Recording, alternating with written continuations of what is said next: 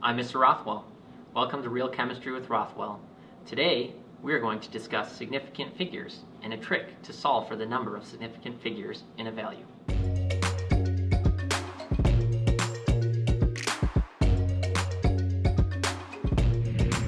Today, we're going to learn a trick for determining the number of significant figures in a value. It's called the Atlantic-Pacific trick, and here's how it works. Start off by drawing an outline of the continental United States. Your artistry will not be graded, so no worries if you don't know exactly how it looks. You'll notice on your left, you see the Pacific Ocean, we label with a P. On the right-hand side, we see the Atlantic Ocean, which we label with an A.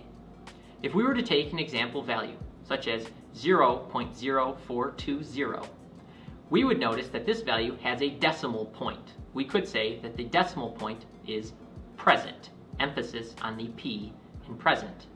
If we wanted to determine the number of significant figures, we could approach the value from the Pacific side because the decimal point is present until we hit a non-zero, in this case, the 4.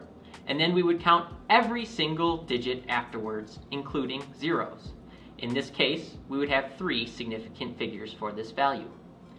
Compare this to the number 52,000, which has no decimal place. We could say that the decimal place is absent, emphasis on the A in absent. If we wanted to determine the number of significant figures in 52,000, we could approach the value from the Atlantic side because the decimal point is absent and sweep across until we hit our first non-zero, in this case a 2, and then count every digit afterwards.